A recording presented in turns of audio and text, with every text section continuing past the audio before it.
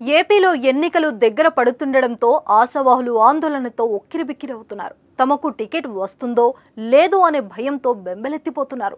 దీంతో తమ అధినేతను ప్రసన్నం చేసుకునేందుకు అన్ని ప్రయత్నాలు చేస్తున్నారు.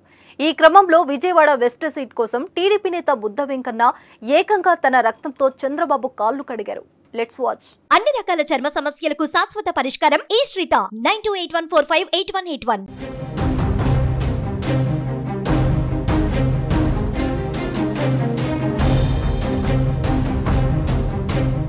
వచ్చే సార్వత్రిక ఎన్నికలో పోటీ చేసేందుకు తమకు అవకాశం కల్పించాలంటూ టీడీపీ లీడర్ బుద్ధ వెంకన్న వినూతంగా విన్నపాలు చేస్తున్నారు. తన రక్తాన్ని డాక్టర్ సహకారంతో బాటిల్ నింపుకొని ఆ నెత్తురును సిబిఎన్ జిందాబాద్ అంటూ తన ఇంటి గోడపై రాశారు. వినూతమైన ఈ చర్యకు తెలుగు తమ్ముళ్లు ఆశ్చర్యపోయారు. అంతేకాదు రక్తంతో చంద్రబాబు చిత్రపటానికి కాళ్లు కడిగారు బుద్ధ వెంకన్న. నా ప్రాణం మీరే అంటూ గోడ మీద రాశారు. ఈ సందర్భంగా ఆయన మాట్లాడుతూ కొన్ని వాస్తవాలు చంద్రబాబుకు తెలియాలని ఇలా చేశానని చెప్పారు. తనను పశ్చిమ నియోజకవర్గం నుంచి తీసేసి వేరే వాళ్ళని పెట్టాలని సిబిఎన్ కు కేసినేని చెప్పాడని ఆరోపించారు. విజయవాడ నగర అధ్యక్షుడిగా 6 ఏళ్లు పని చేశానని చెప్పుకొచ్చారు. 3 జిల్లాలకు ఇన్ఛార్జిగా చంద్రబాబు తనను నియమించారని చెప్పారు. చంద్రబాబుపై దాడి జరిగితే ఎవడూ మాట్లాడలేదు, నేను పోరాటం చేశానని గుర్తు చేశారు. జోగి రమేష్ పై గొడవకు వెళ్లినప్పుడు సొమ్మిసిల్లి పడిపోయానని తెలిపారు. పశ్చిమ నియోజకవర్గం తప్ప అన్ని స్థానాల్లో ఐవీఆర్ నిర్వహిస్తున్నారని ఆవేదనతో చెప్పారు.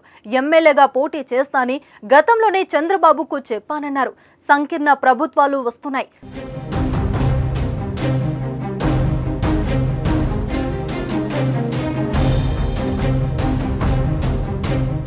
లాయల్టీగా ఉన్న వారికి ప్రాధాన్యత ఇవ్వాలని కోరినట్లు చెప్పారు. చంద్రబాబు కుటుంబం తప్ప వేరే ఎవరూ నాకు నాయకులు కాదు.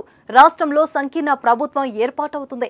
విధేయత కలిగిన నాయకుడిని నేను. విజయవాడ వెస్ట్ లేదా అనకాపల్లి పార్లమెంటు అడుగుతున్నాను. నాకు అవకాశం ఇవ్వండని వేడుకుంటున్నానని అన్నారు వెంకన్న. నేను కొడాలి నాని వంశీ టైప్ కాదు. నా గుండె కోసి సిబిఎన్ టేబుల్ మీద పెట్టగలను కూడా. ఎవరిపైనా అయినా దూసే శక్తి సైన్యం నాకు కూడా ఉంది. నేను ప్రత్యక్ష ఎన్నికల్లోకి వెళ్తానని ఎప్పటి నుంచో చంద్రబాబు లోకేష్ కు చెబుతూనే ఉన్నానని అన్నారు. చంద్రబాబు టికెట్ ఇవ్వకపోయినా సిబిఎన్ జిందాబాద్ అంటాను. నాది అభిమానమే కానీ బ్లాక్ మెయిల్ కాదు అంటూ తేల్చి చెప్పారు. పాపం బుద్ధ వెంకన్న విన్నపాలను చూసైనా బాబు గారు కనికరిస్తారో లేదా అని తెలుగు తమ్ముళ్లు అనుకుంటున్నారట. చూద్దాం ఏం జరగబోతుందో.